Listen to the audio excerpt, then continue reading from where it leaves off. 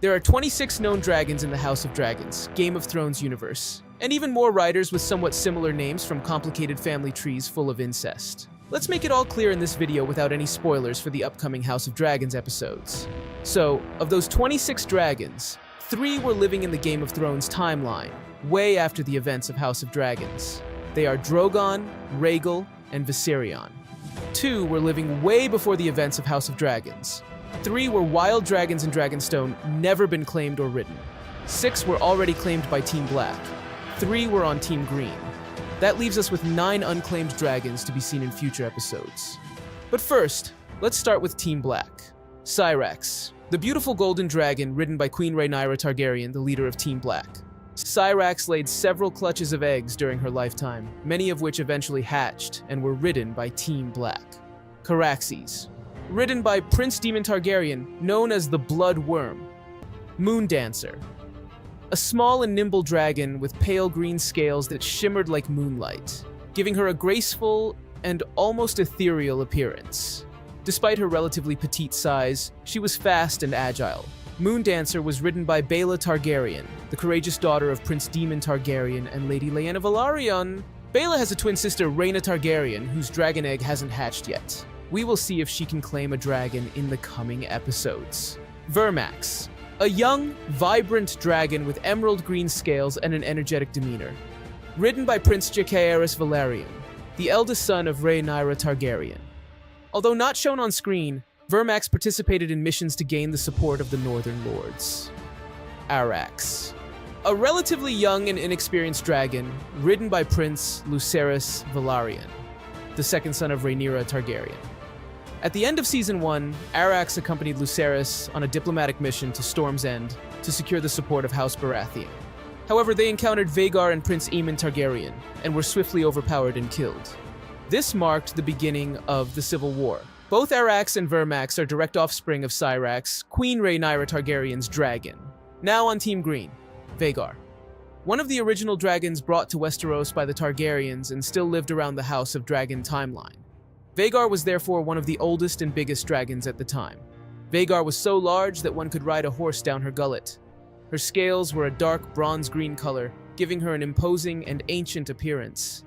Her wingspan was vast, casting a shadow over entire fields as she flew, and her roars could be heard from miles away. Vhagar's fire was potent enough to melt stone and metal, and her combat prowess was legendary.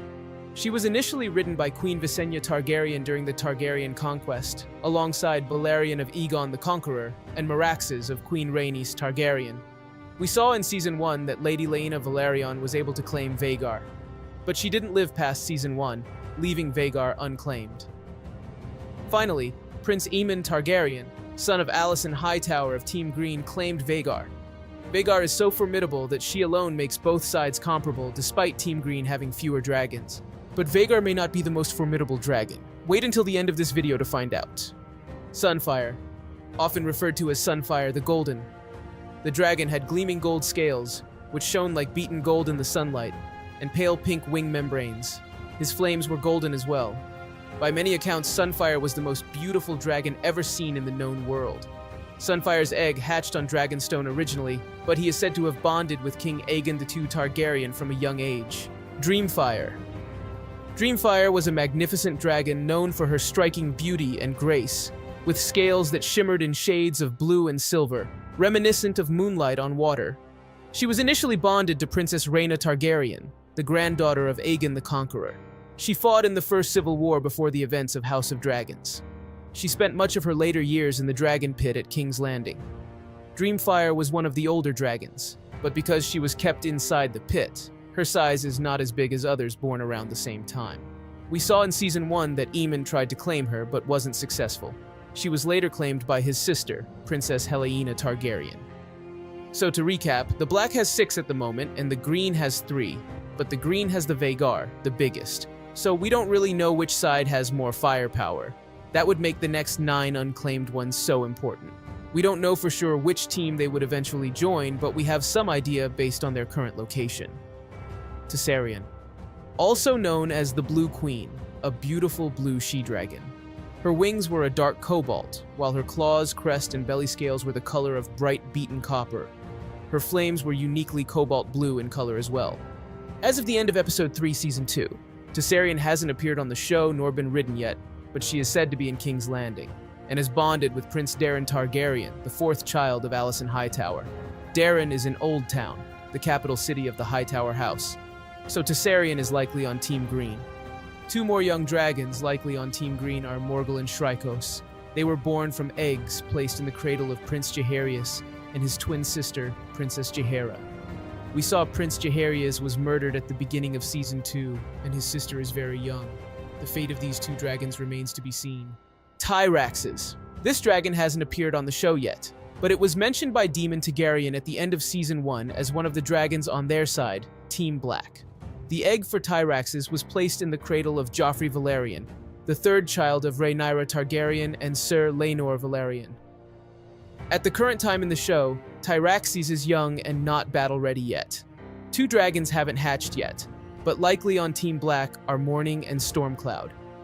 Morning is a pale pink she-dragon. The egg was one of the 3 eggs produced by Rhaenyra's she-dragon Syrax. The egg that eventually hatched into Stormcloud was placed in the cradle of Prince Aegon the Younger, the son of Rhaenyra and Daemon Targaryen. We briefly saw him in a scene in Episode 2. Seasmoke is an interesting one. The young, pale, silver-gray dragon was ridden by Sir Laenor Velaryon, the first husband of Rhaenyra Targaryen. We saw Seasmoke in the Stepstone battle. In the show, Laenor faked his death but survived and went hidden. So technically Seasmoke still has a rider, but practically we don't know. All we know is that Seasmoke is in Dragonstone, so likely will be in Team Black. Two older and riderless dragons currently in Dragonstone are Vermithor and Silverwing. Vermithor, known as the Bronze Fury, was one of the mightiest dragons in the history of Westeros. He was originally ridden by King Jaehaerys I Targaryen, as seen in the show intro's tapestry. After King Jaehaerys' death, Vermithor remained riderless for many years. We saw Daemon Targaryen visited and said hi to Vermithor at the end of Season 1. We also see Vermithor in the Season 2 trailer together with Rhaenyra Targaryen.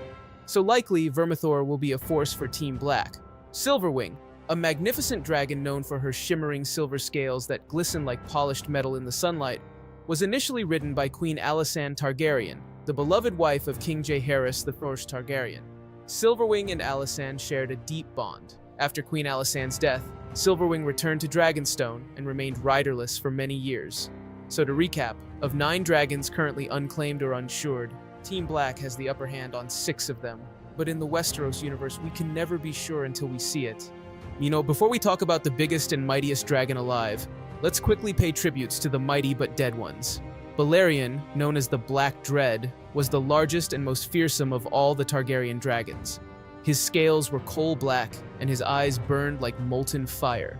He was the dragon of Aegon the Conqueror, and played a crucial role in the Targaryen conquest of Westeros.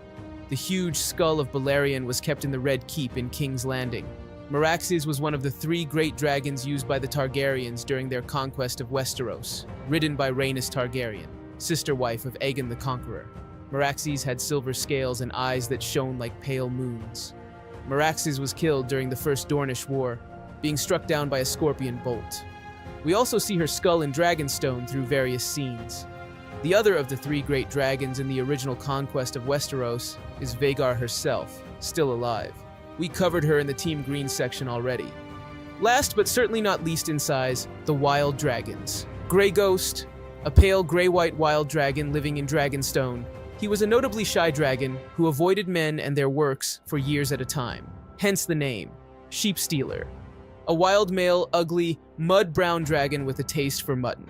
He lived at the back of Dragonmont and would hunt between Driftmark and Wendwater. Now last but not least, the most mysterious, aggressive, and brutal of them all, the Cannibal. He was black as coal, with menacing green eyes. The Small Forks called him the Cannibal because he would practice cannibalism, feasting on dead dragons, newborn dragons, and dragon eggs. He laired at the back of the Dragonmont, on its eastern side. Throughout history, many would-be dragon tamers had made attempts to ride him a dozen times, and his lair was littered with their bones. The Cannibal's exact age has not yet been stated. Some people on Dragonstone claim that the Cannibal lived on the island even before the Targaryens arrived in 114 BC, a possibility that would make him the oldest living dragon in Westeros.